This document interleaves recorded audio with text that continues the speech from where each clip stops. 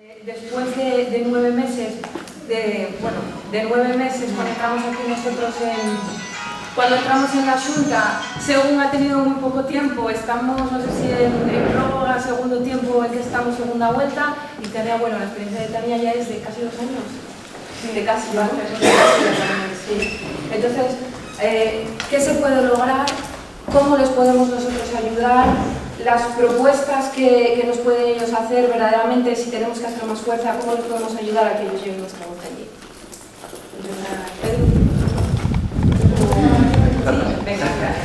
Bueno, yo lo primero que quería hacer era agradecer y felicitar la participación en estas mesas de trabajo que hemos tenido, porque creo que todo el mundo que ha estado aquí o que está aquí está poniendo lo mejor y me ha parecido un trabajo muy constructivo para buscar soluciones para el futuro de Asturias.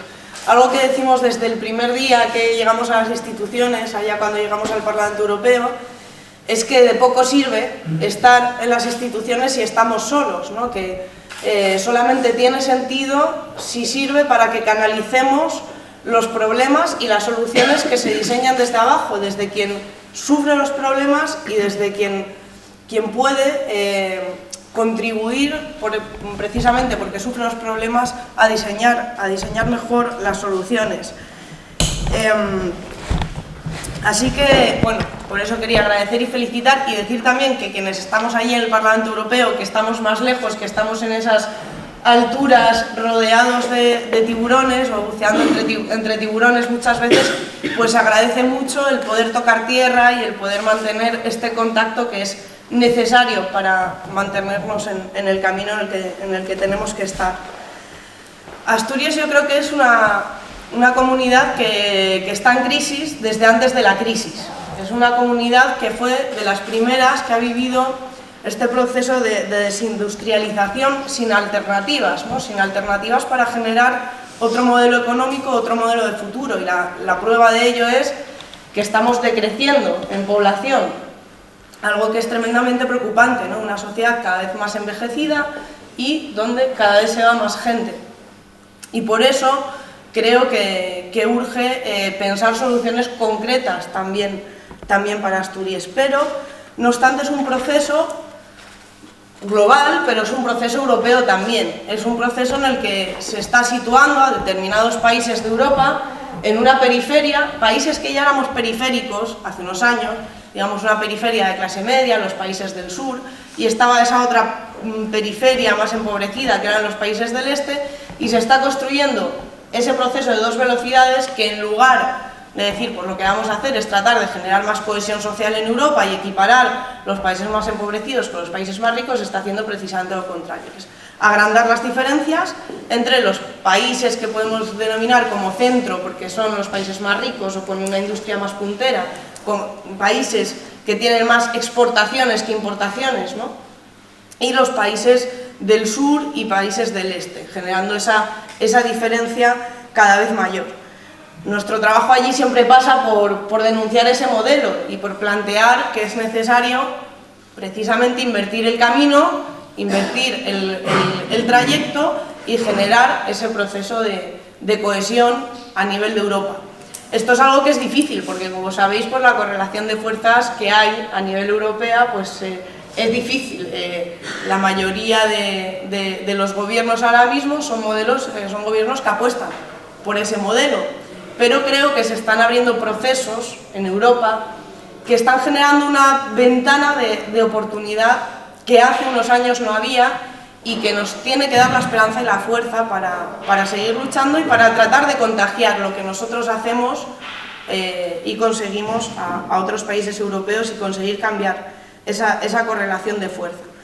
Entre los nuevos procesos que hay en Europa, que se están dando, que afectan directamente al modelo productivo que tenemos, están uno de ellos ya ha salido hoy, es el tema de los tratados de libre comercio, el TTIP, el CETA, el TISA, este tipo de tratados que lo que hacen es, dicen, eliminar las barreras comerciales para beneficiar el comercio, el intercambio entre Estados Unidos y Europa.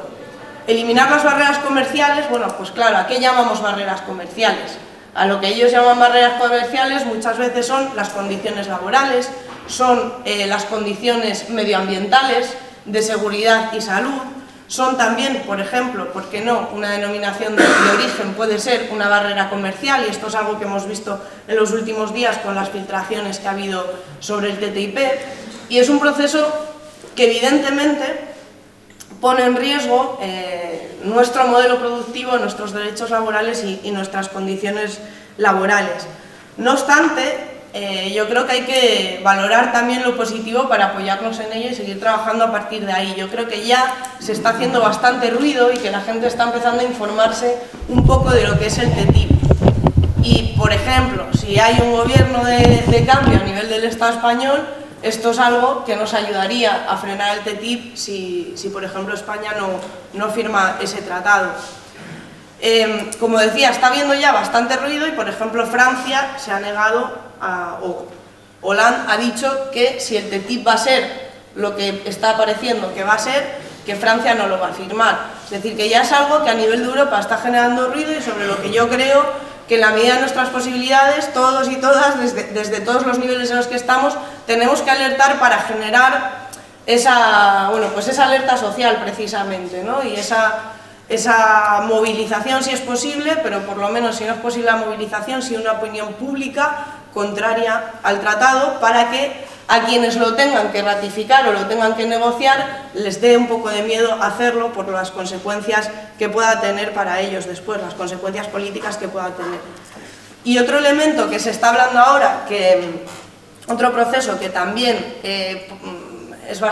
pone bastante en riesgo la situación de la producción, nuestra producción local a nivel de Asturias, a nivel de España, es el tema de China, que se ha hablado estos días también en el Parlamento Europeo, y es que parece ser que existe la voluntad de la Comisión Europea de conceder el estatus de economía de mercado a China.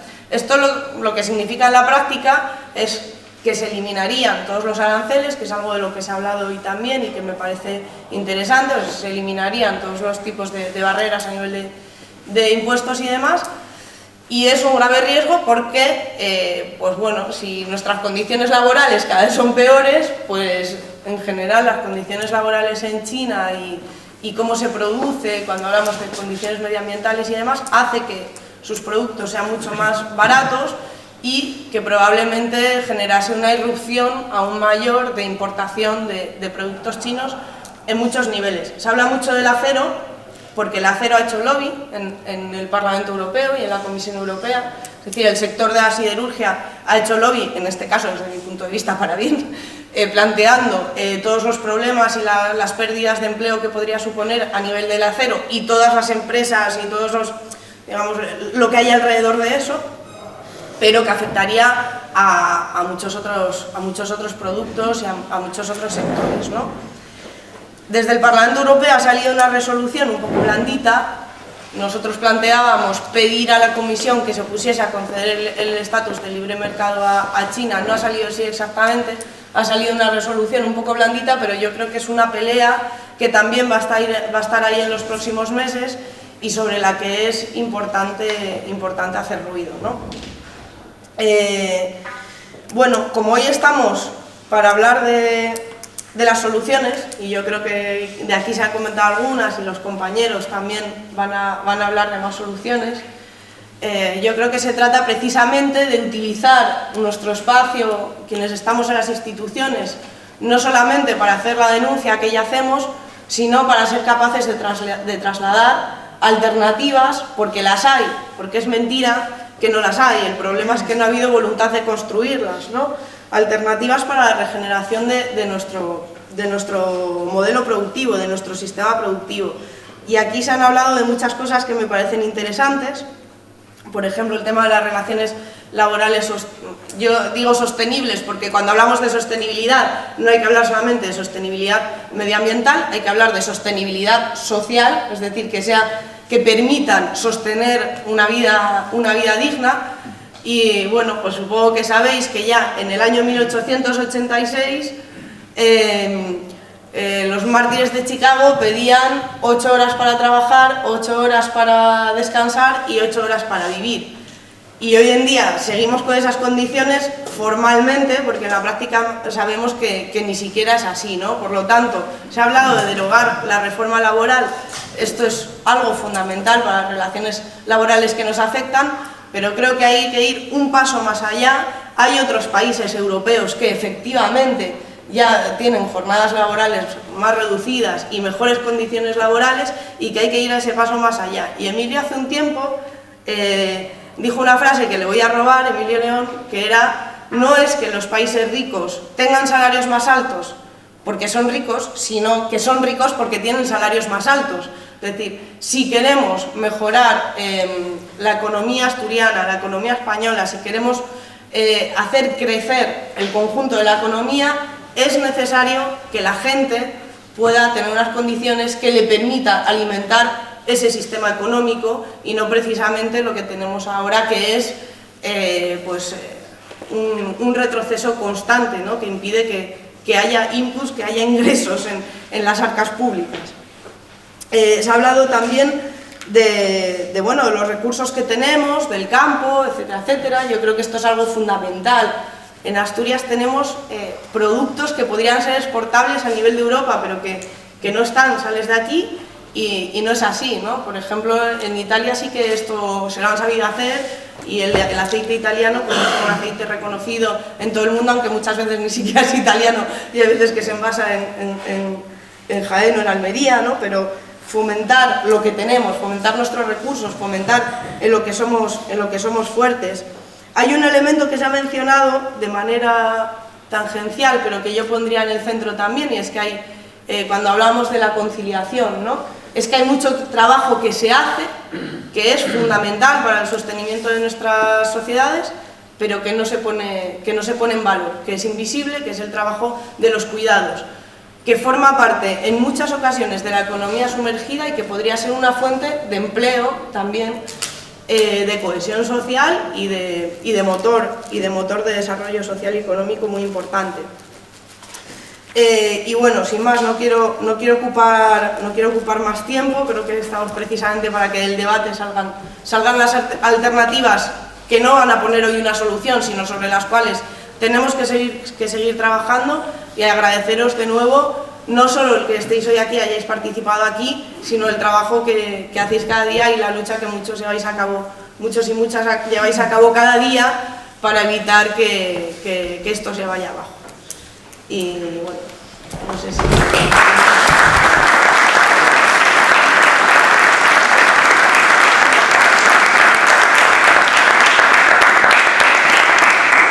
Voy a pillar a sorpresa un poco, aprovechando que está aquí, que no...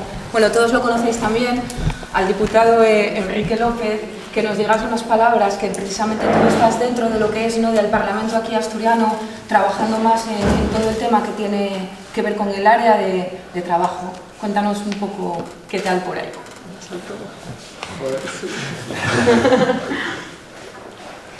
Bueno, uno de los tajos que me tocó a mí en esta aventura, que lleve lo del asalto a las instituciones por parte de la gente, pues el intentar atajar los conflictos laborales, intentar colaborar en la solución de los conflictos laborales e intentar sobre todo evitar que se siga profundizando la brecha de la decadencia de Asturias. Yo pienso que Asturias está en una situación de degradación tremendamente grave, que dijo Tania, tiene razón, o sea, no viene de ahora, ya viene de hace tiempo. Tenemos un tejido productivo que se está destruyendo, para el que no se están creando alternativas. Se está fomentando un tipo de producción industrial que se basa en unas multinacionales que nos van a meter el machete por la espalda mañana, sin ningún problema. Y las instituciones tenemos la posibilidad de manejar nuevas armes para intentar apoyar o sostener las luchas tradicionales que se faen desde otros estalles. Las luchas tradicionales que se faen desde la calle y desde la presión también sindical. En la Xunta Xeneral del Principado también tenemos tiburones, algunos de bastante envergadura, y la lucha allí sabemos que la damos en el terreno del enemigo, en el campo de juego del contrario, que jugamos fuera de casa y que además jugamos con el árbitro también a favor de ellos. Pero así todo yo creo que nos batimos.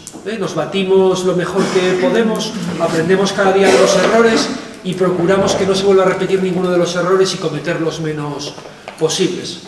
La función fundamental de mi presencia allí, de la nuestra presencia allí, y es ser una herramienta útil para la xente. En el tema de los conflictos laborales, en el tema de dar futuro también a Asturias, porque se necesita futuro. Y para eso yo estoy convencido, además digo siempre, que con la actual socialdemocracia que tenemos aquí, la FSA que nos toca sufrir, no hay ningún futuro posible porque jueguen contra la gente. Eso es un mal que tenemos, que debemos extirpar de alguna manera, y además tenemos que darles la batalla de frente políticamente, y creo que hay condiciones suficientes como para por lo menos tender al optimismo, porque los avances que se están produciendo tenemos que verlos siempre con una perspectiva temporal. Tenemos que también saber solventar la impaciencia, ¿no? Cómo afrontar la impaciencia. Pero si echamos la vista atrás, vemos que los avances que se dieron política y socialmente son muy relevantes. Y además creo que estamos a les puertes de todavía hacer cambios de mayor envergadura a corto plazo. Ahora tenemos oportunidades que no teníamos el otro día, y ahora sí les tenemos y contamos con ello. Yo lo único que quiero es que la gente sepa que, como, y cito palabras de Marco, el anarquista redimido, que dentro no estamos, los que estamos dentro y los que estamos dentro no estamos para apoyar, somos de los vuestros. Somos de los vuestros y de los vuestres, y ahí estamos desde dentro también, en otro frente de lucha, que además nos da nuevas oportunidades. Y todo eso, pues, para adelante vamos.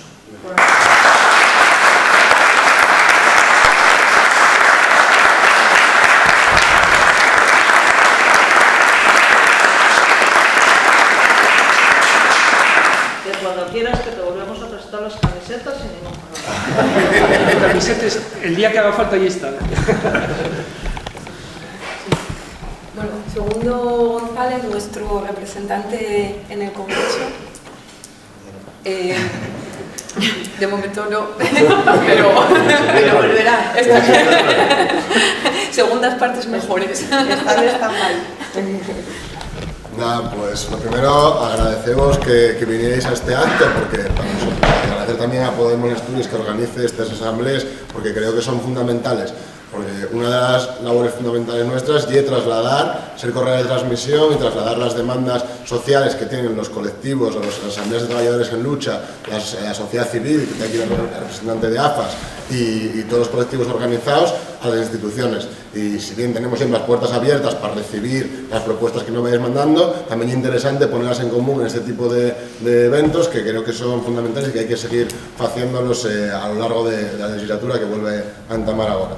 Y nada, quería contextualizar un poco todas las propuestas que salieron hoy. Muchas de ellas ya las teníamos trabajadas de antes, porque la mayoría llevamos en el programa, ya estamos trabajando tanto en la Xunta como en el Congreso. Contextualizadas un poco en el marco económico general, que mucho bien también marcado de Europa, y otro ya específico estatal, y después ya los compañeros que trabajan más aquí en la Xunta van a contextualizarlo en el marco asturiano. Bueno, como sabéis, venimos arrastrando la crisis económica desde 2008 y ahora están veniéndonos que ya está la recuperación, que vamos recuperando la economía desde hace 2 años y que, bueno, que ya se acabó la crisis, ¿no? Pues como sabéis, y eso he compartido por la mayor parte de la gente, gracias a Dios, no consiguieron engañarnos con el discurso de la televisión y de la Nueva España. Todo el mundo sabe que el crecimiento económico no es lo mismo que la recuperación económica.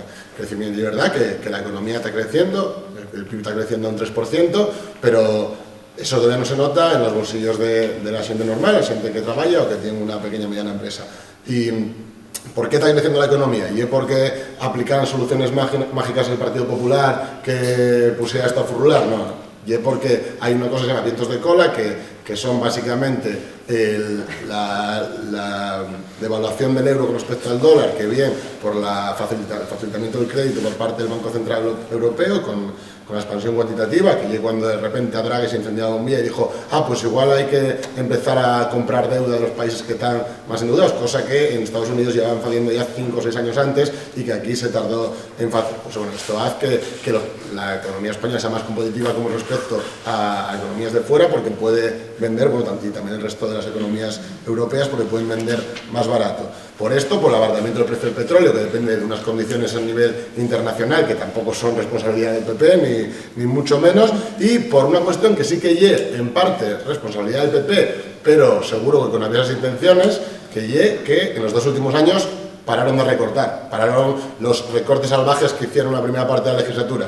¿Esto es porque se dieron cuenta que la austeridad mata la posibilidad de crecimiento? No, esto es porque había elecciones hay 4 meses y vuelve a verlas ahora, y obviamente saben que los recortes perjudican el resultado electoral. Entonces hay una relación directa entre el cese o, vamos, no paralización, porque tampoco paralizan de todo, pero suavización de la austeridad y de los recortes y el crecimiento económico. Y de ahí viene el crecimiento del PIB, pero que eso jamás puede llegar a los bolsillos de la gente normal, de la gente corriente, porque no se tomaron las medidas que había que tomar de solución estructural y de cambio estructural en la economía española. La economía española es una economía que es débil sustancialmente porque está basada sobre un modelo de crecimiento y un modelo económico que es débil estructural a nivel internacional, como el ladrillo y el turismo barato, que eso es un poco la base de la economía de aquí, y unas industrias que, si bien tuvieron un cierto peso en los años 70-80, pero que a partir de la reconversión industrial nunca se pudieron recuperar, seguramente porque no se invirtió adecuadamente en ellas ni se tomaron las medidas que tenían que tomar por parte de la administración, sino que lo que hicieron fue, con los fondos de la reconversión, tirarlos en tumbas de hormigón y repartirlo entre los 4 colegas de Villa que ya conocemos, ¿no? Entonces, bueno, esta es la situación ahora, pero el gobierno en un momento para de recortar precisamente porque hay elecciones, pero hay una cosa curiosa también, que como hay elecciones, un gobierno que había defendido a capa y espada los objetivos de déficit marcados por la Unión Europea, que nosotros ya decíamos desde el primer momento que eran objetivos que no se podían cumplir, que había que renegociarlos y había que decir que esos objetivos lo único que nos obligaban a tener que hacer más recortes o aumentar los ingresos, pero con el Partido Popular ya sabía que no debemos aumentar los ingresos. Lo que hace el Partido Popular es reducir los ingresos con una reforma fiscal que aplicó en el último año también como una medida electoralista y que supone incrementar el déficit. Luego, ¿qué pasa? Que de repente, cuando hay que cerrar las cuentas de 2015, nos damos cuenta que tenemos un 1% de desviación sobre el objetivo de déficit. Estos son 10.000 millones de euros que hay que recortar en algún momento. ¿Y qué dice el gobierno? No, bueno, pues mira, estos son las comunidades autónomas las responsables. ¿Por qué? Pues más o menos la administración estatal tenía un 0,3, Seguridad Social tiene una barbaridad, porque estos siguen pensando que la reforma laboral va a generar más ingresos y va a aumentar el empleo, y sabemos todos que no. Y sobre todo las comunidades autónomas. ¿Por qué? Porque hay una infrafinanciación de las comunidades autónomas.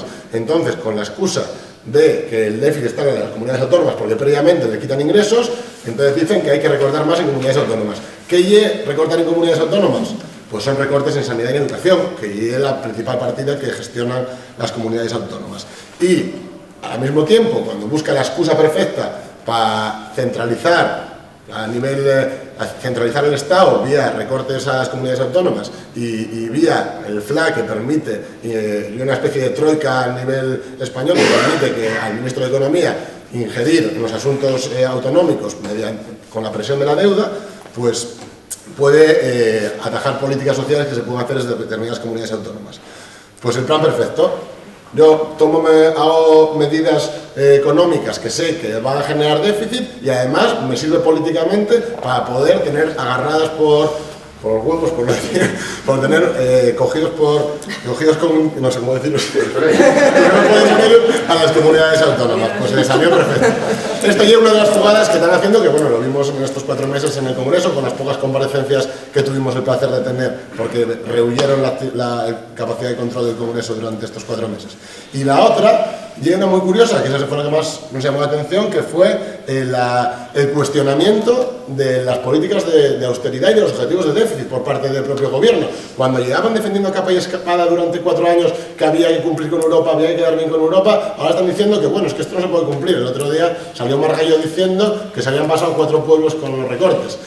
Pues bueno, pues se están dando cuenta que de verdad que los objetivos no se pueden cumplir porque por mucho que recorten o no recorten. Entonces, ahora parece que hay como un sentimiento favorable, tanto a nivel de todos los partidos en el Estado, como también dentro de Europa, para presionar para reducir los objetivos de déficit que nosotros creemos que son fundamentales.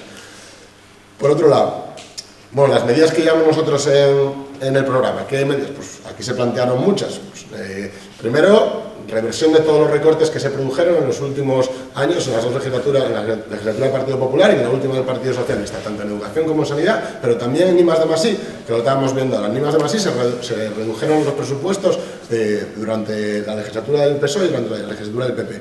Entonces creemos que si queremos apostar por un cambio de modelo productivo y una economía que compita por arriba y no por abajo, basada en el incremento de la productividad, que eso es lo que también lleva a un aumento salarial, no solo, porque también influye la legislación laboral, pero los aumentos de productividad son fundamentales para que pueda haber más incremento de los salarios. Tiene que haber inversión pública, y la inversión pública solo se consigue aumentando el gasto público, pero el gasto público hay que financiarlo. Vale, ¿cómo se puede financiar el gasto público? Aparte de presionando en la Unión Europea para reducir los objetivos de déficit, que ahora parece que vamos a ponernos de acuerdo con el Partido Popular para presionar a Europa, seguramente, seguro que no fue el caso, también aumentando la presión fiscal.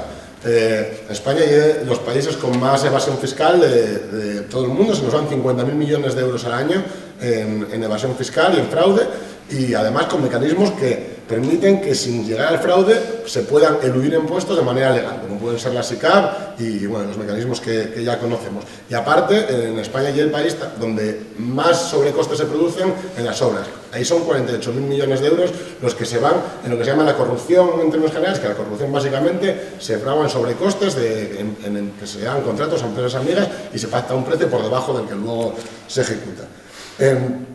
Con medidas fiscales, aumentando la presión fiscal, también renegociando los objetivos de déficit, vamos a poder de verdad paralizar, o sea, revertir los recortes y invertir en un cambio de modelo productivo basado también en un modelo de transición energética. Pero claro, esto evidentemente no va a gustar cuando lo pongamos en práctica. El Partido Popular que ahora nos dice que va a presionar a Europa, pues dentro de 4 meses va a decir lo contrario. El PSOE que en principio está a favor de derogar la reforma laboral, la del PP, la suya no, ya hubo una votación en el Congreso para que nos planteamos derogar las dos y ellos votaron en contra porque solo querían derogar la del PP, que creemos que es una cuestión fundamental para reducir la desigualdad, que es uno de los principales problemas también de la economía española, sino el principal. Hay que derogar la reforma laboral, hay que garantizar un mínimo de ingresos mediante la renta garantizada para incluso la gente que no está trabajando, que pueda tener unos ingresos que permitan reactivar la economía. Derogar la reforma laboral y conseguir que haya una renta garantizada no es solamente una cuestión de justicia social, y una cuestión también de eficacia económica y de crecimiento, porque para que haya más consumo, para que la pyme venda más, tiene que haber más dinero funcionando en la economía y la gente tiene que tener más ingresos para poder comprar. Eso está claro y es de economía de parvulario. Pues para poner en práctica todas estas medidas y para poder aumentar los ingresos mediante la persecución del fraude fiscal y mediante el aumento de la presión fiscal, para eso no va a bastar solamente con pasar al PP en las próximas elecciones, que vamos a por ello. Y si no pasamos al PP, desde luego, solo lo vamos a pasar y lo vamos a tener mucho más favorable a apoyar un gobierno de cambio, esperemos, o si no a retratarse y entonces ya estar condenado a la desaparición en los próximos 4 años. Pero para eso no basta con tener más votos, también hace falta que haya movilización en la calle. Hablábamos antes del TTIP, el TTIP, y es un tema que ahora por fin llegó a los medios de comunicación y se instaló en la agenda, y en Francia ya está el gobierno diciendo, bueno, pues si esto ya así no lo vamos a firmar. Y eso llega gracias a la movilización, llega gracias a que hay un montón de activistas que llevan dando la matraca con el TTIP desde hay 2 años. También nosotros tenemos un papel ahí, que no es tan importante, pero también de llevar a los parlamentos las mociones, las PNLs contra el TTIP, tanto aquí en Asturias como en el Congreso, que se visibilice, y se visibiliza hasta que de repente pues, pasa algo, como que Greenpeace consigue filtrar los acuerdos que se estaban negociando en secreto, y entonces boom, llega a los medios de comunicación y el tema se pone en agenda y como que ya se genera una opinión mayoritaria contraria al TTIP. Pues eso no se podía hacer sin los movimientos sociales organizados. Igual que para conseguir medidas que permitan proteger los puestos de trabajo en empresas asturianas, y es fundamental que estéis organizados, que estéis movilizados. Y también para que nosotros eso lo tengamos en cuenta todos los días en la labor parlamentaria y decir no, a este tema y es prioritario porque hay muchas familias que están dependiendo de los salarios que se están generando en esa empresa. Y por eso no solo es importante que hagamos este tipo de encuentros donde pongamos en común lo que estamos haciendo nosotros y nuevas propuestas que podamos recoger, sino que todos los días haya movilización para asustar a los malos y para que nosotros también estemos pendientes de cuáles son las demandas y reivindicaciones de la calle. Y bueno, ya está.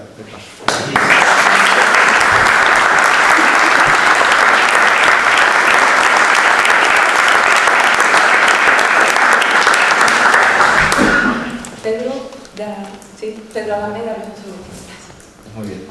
Bueno, pues nada, la verdad que es un gusto volver a este tipo de reuniones y de asambleas donde vamos compartiendo cuestiones que a veces parecía que se quedaban en el tintero y que presta mucho volver a recoger, que es bueno que no solo por vernos las caras y por volver a reafirmarnos en cómo funcionamos, sino también porque vuelvan a salir a la palestra temas que de un modo u otro a lo mejor no habían quedado tan subrayados como debieran, pues merece la pena. Yo la verdad en la parte personal me presta muchísimo este tipo de encuentros y ahora un poco la labor que creo que a todos nos toca es salir de aquí a extender este evento para que no pare, es decir, para que estos problemas que detectamos, estas posibles soluciones que creemos que pueden estar sobre la mesa,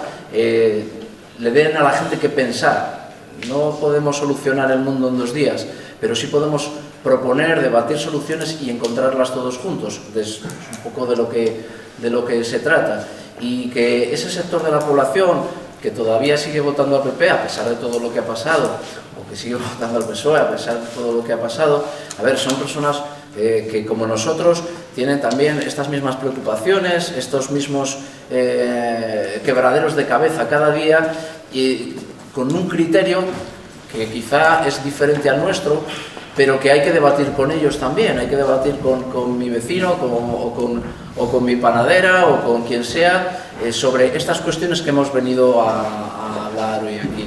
Desgraciadamente, esto lo sabéis todos y todas, los medios de comunicación, el mensaje que lanzan pues tiene su propia versión, como el de cualquiera. Y esas versiones que vienen desde los medios de comunicación, pues obviamente no van a ser siempre las que a nosotros nos hubiese gustado en el sentido de cómo lo hemos sentido aquí. Este sentir que hemos tenido hoy en las salas de trabajo no es el que va a quedar plasmado seguramente en medios de comunicación, pero por eso mismo nosotros tenemos que ir fuera y contar las cosas tal y como las hemos vivido y como las hemos sentido aquí, ¿no? Hablábamos en la sala de autónomos, economía social, un poco sobre el TTIP y sobre cómo podíamos cambiar cosas tan grandes como la política comercial internacional. Y aparecen a veces determinadas frases o determinadas actitudes que nos las inculcan precisamente desde cualquiera de desde los atriles sociales que podemos ver no solo en los medios de comunicación, sino también en nuestro entorno más cercano. Entre ellos, es que uno solo no puede cambiar nada, ¿no? Ni siquiera un país puede cambiar nada, decíamos, pero si un país no lo intenta, si una persona no lo intenta, entonces sí que no cambia nada. Si queremos tener un cambio de modelo productivo de aquí a 5, a 10 o a 25 años, hoy tenemos que empezar a trabajarlo, porque si no dentro de 5, 10 o 25 años estaremos en la misma situación o quizá peor. Marco comentaba que lógicamente las soluciones hay que buscarlas y trabajarlas desde distintos frentes y es que no puede ser de otra manera, ¿verdad? Tenemos que utilizar todas las herramientas para mover algo tan pesado como podría ser un modelo social o un modelo económico, hacen falta muchas palancas. La sindical, la política, la de las presiones vecinales, la de la gente informando de TTIP, todas esas corrientes son palancas que hacen que luego la sociedad acabe moviéndose. Y aunque uno piense que tiene una palanquita muy pequeña, cuando le da la chapa sobre el TTIP en el ascensor a su vecino, es una palanquita muy pequeña que, bueno, a lo mejor cree que uno que no hace mucho, pero no pensemos que va a quedar eso en saco roto. La mayor parte de las veces, ese vecino o esa vecina al que le hemos dado guerra, o a esa persona que es del barrio o que trabaja con nosotros, al que le hemos abierto los ojos en una determinada medida, en una cuestión sobre la que a nosotros nos preocupa, acaba siendo precisamente una de las palancas de mayor fuerza. No va a haber nadie que active más contra el TTIP que un pepero convencido. Cuando un pepero convencido diga, no, esto ni se os ocurra, hará más fuerza que cualquiera de los que estamos aquí, que ya estamos convencidos. Y esas pequeñas palanquitas que usamos con nuestros vecinos, compañeros de trabajo, gente con la que salimos, etcétera, y que no están dentro del grupo habitual, de la corriente de pensamiento en la que solemos estar cuando trabajamos pues, en Podemos, o en sindicatos, o en tal, bueno, pues esas pequeñas palanquitas activan otras que sí van a ser normalmente un poquito más fuertes, ¿vale? Eso es el cambio social que tenemos que ir activando desde estas pequeñas cosas, desde este tema del langreo a las 10 de la mañana. Es ese tipo de cuestiones las que después se extienden y acaban cambiando las cosas. Yo no me quería entretener mucho y simplemente una cuestión que no tiene que ver tanto con medidas concretas, sino con la visión que estamos trabajando, pues, fundamentalmente desde el Parlamento. Tengo la suerte de currar con Quique y con Lorena muy intensamente, el resto de diputados con Ripa, que me vuelve loco todos los días, y con el resto de diputados, y la verdad es que lo que os puedo transmitir es que se dejan la piel todos los días, hasta el punto que uno puede estar un sábado a las 10 de la noche sintiéndose culpable por no seguirles el ritmo. Desde luego, o sea, cuando dice Quique es que estamos con vosotros, no es que lo esté, es que está, vamos, metido hasta las orejas. O sea, yo la verdad que nunca estuve en un equipo de trabajo tan motivado, tan currante, tan intenso, tan intenso, que es muy, pero muy difícil seguirles el ritmo, ¿eh? La verdad que hay que darles un chapó por cómo lo están haciendo, ¿vale? Y simplemente para terminar, la visión que un poco compartimos, yéndonos al plano más de lo que es la temática del encuentro. Hablamos de retos de cómo conseguir un modelo económico sostenible para Asturias. Me gusta que Tania haya dicho, o que haya puntillado bien, cuando hablamos de sostenibilidad, ¿a qué nos referimos? No estamos hablando de rentabilidad, y por lo menos no de rentabilidad a corto plazo, si acaso rentabilidad a corto y a largo, y no solo en sentido monetario, en sentido social, en sentido medioambiental. Algo sostenible es algo que no provoque explosiones sociales, o que no provoque crisis medioambientales, o que no provoque bolsas de pobreza. Eso es algo sostenible, y ese es el modelo al que realmente todos queremos ir a ver, ¿no?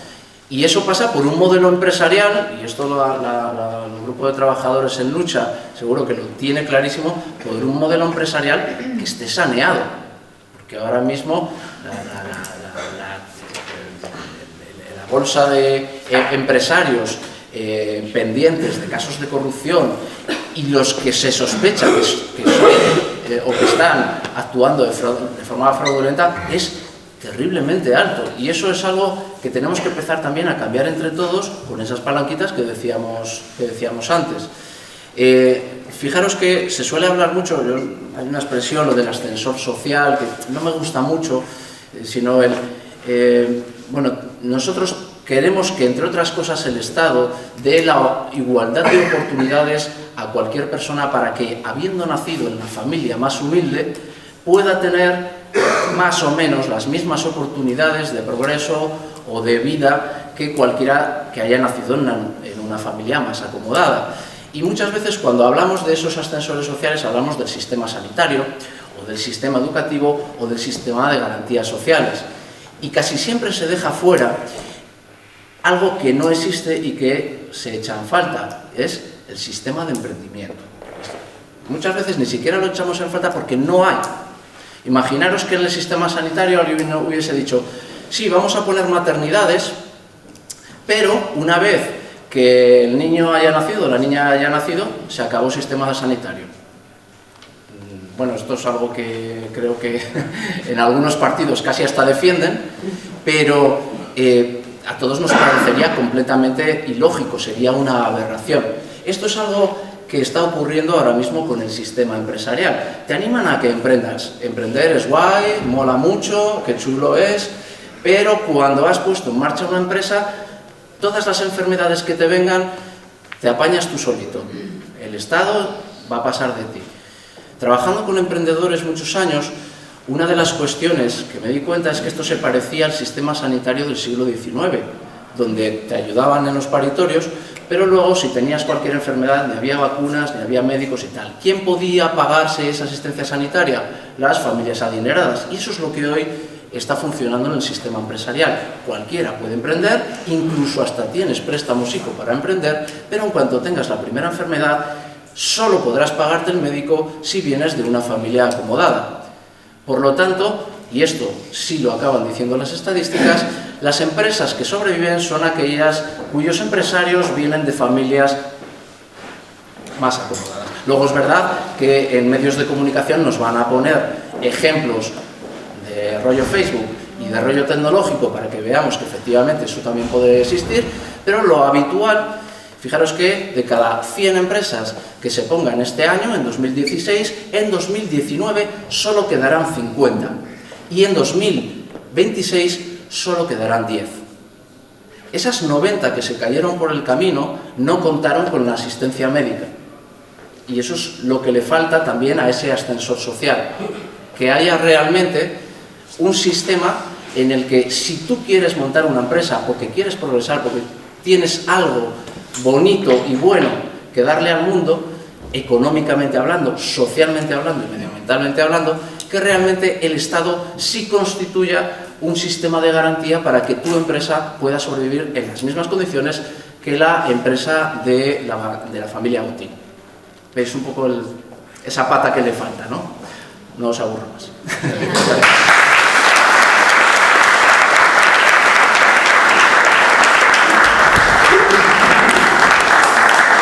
Y finalizamos con Lorena.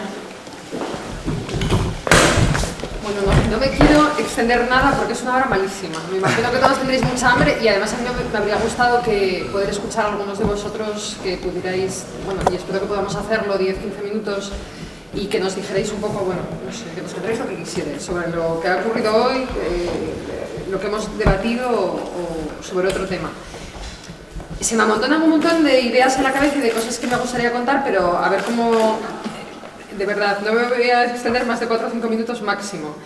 Escuchando a Tania y escuchando a Segun hablábamos, y primero a Marco también, cuando hablabais de la reforma laboral y de lo que había surgido en el debate con el grupo de trabajo de empresas en crisis, me viene a la cabeza algo que pasó ayer, y es que ayer presentaba el Partido Popular aquí en Asturias un plan de choque contra el empleo juvenil, que hay que echarle valor a presentar un plan de choque contra el empleo juvenil cuando decíamos, no, y decían juvenil hasta 35 años. Digo, bueno, ¿dónde quedan los que van de 35 a 45? Que parece que nadie se ocupa de ese segmento, ¿no? Y decíamos, no se trata de buscar soluciones, bueno, más que nada de proponer propuestas vacías o de proponer proposiciones vacías a determinados segmentos de la población, sino que hay un problema de precarización progresiva con la aprobación de las últimas 2 reformas laborales del mercado de trabajo.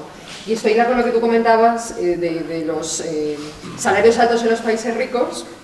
Y yo decía, bueno, es que las reformas laborales lo que han pretendido es, y hablaba también de ese eufemismo de moderación de salarios, no, bajada de salarios, por lo tanto una crisis de demanda, y yo les decía, pero ustedes, en primer lugar, ¿ustedes creen que el Partido Socialista va a poder hacer algo para solucionar esto? O sea, extraña que el Partido Popular pida al Partido Socialista que implemente un plan de choque contra el desempleo juvenil, y por otra parte, yo personalmente, yo ayer estaba bastante molesta y además ya me enfado, digo yo, aquí el partido de los gestores eficientes, que no han conseguido otra cosa que precarizar efectivamente el mercado laboral y que desafortunadamente los tenemos en las noticias día a día, con noticias relacionadas con corrupción, con redes clientelares, con acabar favoreciendo a través de las reformas laborales a los empresarios, aquellos que amenazan con los despidos constantemente. Y eso es una cosa que estamos viendo en Asturias y que estáis sufriendo muchas de las personas que estáis aquí hoy. En todos esos conflictos hablábamos, creo que en 2014 hubo más de 600 expedientes de regulación en Asturias, con más de 6.000 personas afectadas. En ese sentido, nosotros, por ejemplo, desde que entramos, llevamos pidiendo que se establezca un protocolo, que se sistematice un proceso para poder dar respuesta a las empresas que entran en este tipo de procesos. Y en los próximos días vamos a registrar, a lo largo de esta semana, un protocolo precisamente para atender a las empresas en crisis, que sabemos que hay diferentes fases y vamos a atender cada una de esos posibles escenarios de las empresas. Hay situaciones que detectan una situación difícil y en las que se puede dar una solución con un tipo de actuación determinada, y otras que están probablemente en un estadio más avanzado. Lo que ocurre hoy en día, y nos damos cuenta, es que el gobierno reacciona dependiendo del nivel de presión en la calle o de otros partidos políticos, de los trabajadores o de los sindicatos en algunos casos. En algunos casos también hemos visto sindicatos que se acomodan y que no demandan nada, lo hemos visto con algunas de las empresas que tienen conflictos en este momento. Y de lo que se trata es, si tenemos técnicos en la administración que pueden dar respuesta a, por ejemplo, evaluar cuál es la situación de una empresa, elaborar un plan de viabilidad, buscar inversores, creemos que, en primer lugar, lo que hay que hacer es hacer un uso eficiente de los medios de coordinación y de las herramientas de promoción empresarial que hay dentro ya de la administración para tratar de dar respuesta a determinadas situaciones y no esperar a que el empresario se haya ido, a que, como en el caso de alguna de las empresas, tengas al director que deja a los trabajadores solos y se pida el primer día que se firma el ERE, y tengas a gente que no sabe ni por dónde empezar. Entonces, en ese sentido, esa es la propuesta que nosotros queríamos hacer y que haremos en los próximos días, y de la que llevamos hablando tiempo y sobre la que llevamos insistiendo, en este caso, al consejero de Industria. Hablabais antes se hablaba de una desindustrialización progresiva. Esto es un tema que yo creo que obviamente no hay nadie que no se enfade con esto, y cuando hablamos de los fondos mineros, de los fondos LEADER, hablábamos antes en el grupo de trabajo de investigación, desarrollo e innovación, de que los plazos en los que uno puede ver resultados cuando invierte en investigación, desarrollo e innovación no bajan seguramente de un medio plazo de unos 10 años, 8 o 10 años aproximadamente. Uno, cuando hace una apuesta por una política pública de investigación determinada, normalmente espera, obviamente, lo que se espera es un retorno político, electoral, y se apuesta pues por el edificio, por no decir la tumba de hormigón, o por no decir, antes ponía el ejemplo Ripa de Otín, ¿no?, al que le habían ofrecido hacer el edificio López Otín montones de veces, pero cuando tiene problemas y dice, dadme dinero para mis investigadores, ahí no se presenta ni el tato. Entonces, esa sensación un poco como de que nos han engañado desde hace muchísimos años, que llevamos 3 décadas donde lo que tenía que haber sido unos fondos para industrializar, lo que tendría que haber sido una apuesta de futuro para el tejido productivo de Asturias, es desolador. O sea, la situación es desoladora cuando miras alrededor y ves lo que ves. Y sobre todo cuando interpelas al gobierno. Yo esta semana, por ejemplo, interpelaba de nuevo, la semana pasada hice una pregunta sobre la Fundación Barredo, que no sé si alguien sabe a qué se dedica o lo que es. Y yo la Fundación Barredo, y yo se lo decía a Repa, digo, a veces nos dan el toque sobre alguna cosa, pero en esto tú lo ves y dices tú, ¿qué es esto que no sabemos nada de ella? Y lleva 1.095.000 euros, eso lo dijimos en noviembre. Y entonces empiezas a tirar del hilo y te das cuenta de que se dedican a la investigación es que no sé, es que me pongo un rollo magnetoinductiva en túneles y en pozos. Que nadie investigue. No sé por qué. Conexiones en túneles. Sí. Y luego dicen, no, somos especialistas en cables, ¿no? Y ahora dicen, bueno, es que no son solo cables para pozos mineros, sino también pues en estaciones de esquí, en no sé cuánto. Bueno. El caso es que, viendo la ejecución presupuestaria, es una fundación que se montó en el año 2001. En los últimos 13 años han gastado 27,5 millones de euros. No tienen personal, tienen que contratar todo fuera. En el año 2007 adquieren una empresa por 252 veces su valor. Es administrador de la empresa privada, el director general de la fundación, que a la vez es el jefe de servicio de la consejería que fiscaliza a la fundación. Es decir, y cuando preguntas por todo esto, tienen el descaro de decir que no sé qué encuentra usted de normal, lo que ustedes quieren es echar por tierra los logros en investigación de este gobierno. Es decir, es ofensivo y lo único que nos queda es seguir tirando del cable porque obviamente no tenemos acceso a información. Hay que ir pidiendo información, pero como hormiguitas, ¿no? Siguen un proceso ahí que es toda una odisea. Ni cuentas anuales ni nada. Ese tipo de cosas, esa opacidad, esas situaciones extrañas, porque no solamente es el director, el secretario de la fundación es a la vez el que controla las subvenciones de la fundación en la consejería. Y la sindicatura de cuentas lo denuncia y lo lleva al Tribunal de Cuentas y todavía yo tengo que aguantar que me digan que es que usted está tirando por tierra los logros de este gobierno y no se va a hacer otra cosa. Entonces, claro, no tiene un pase, vamos. Es bastante ofensivo. Pero quiero decir, cuando uno ve esto con esta fundación que no sé para qué nos ha servido a nosotros, no sé dónde está el impacto en la industria, cuáles son los beneficios para la gente, qué narices han hecho para gastar todo ese dinero, y todavía no conocemos todo, es realmente demoledor. Entonces, en ese sentido, yo creo que es difícil, y nosotros, por ejemplo, en I+D+I que se invierten, no tanto como otros países europeos, obviamente, y nosotros ahí apostamos fuertemente, pero se emplean una cantidad de millones importantes en el plan de ciencia y tecnología. Que no haya una coordinación entre todos los institutos que llevan a cabo I+D+I en Asturias. Que Arcelor se haya llevado 20 millones de euros así, aquí te los dejo, por parte del gobierno del Principado, no sé muy bien para qué tampoco, como empresa tractora, que a mí que me digan cuál es la innovación que ha hecho Arcelor y que ha influido en el tejido productivo de Asturias, que nos lo expliquen. Cuando ves todo esto y preguntas y dices, oiga, pero ¿y cuál es la evaluación? ¿Qué control han hecho del impacto de esto? No hay sistemas de evaluación de nada, no hay control de nada, pero es que encima los fondos se los llevan las mismas empresas siempre. Hay una concentración en las grandes empresas. E insisto, cuando esto se dice también, cuando llegamos el año pasado al Parlamento, me acuerdo que Lucía dijo algo que además es que les molestó mucho y yo lo repetí en alguna comparecencia y me decían, bueno, pues vaya usted a la Fiscalía. Digo, ¿pero qué Fiscalía? Si es que esto lo tenéis publicado en la página web del IDEPA.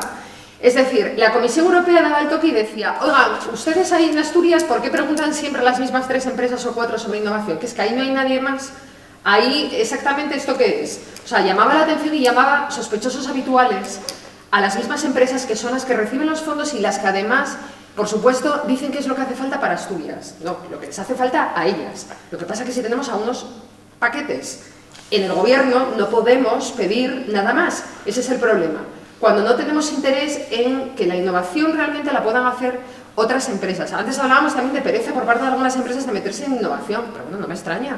O sea, es que en algunos casos yo lo entiendo, porque es que siempre caen las mismas, o en empresas grandes que se llevan las ayudas y que luego subcontratan a empresas pequeñas con condiciones laborales tremendas.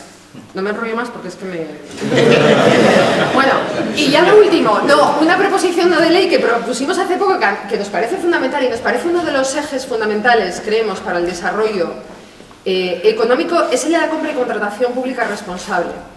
Hablamos de que en torno a un 16 y un 20% de la contratación pública, o sea, la contratación pública supone entre el 16 y el 20% del PIB en Europa.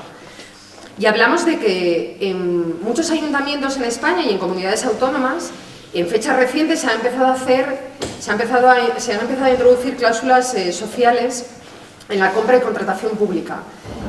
Nosotros tuvimos la oportunidad de ir a una jornada a Madrid donde nos hablaban que en un contrato, por ejemplo, de gestión de residuos ya se habían ahorrado 300 y pico millones de euros, por ejemplo.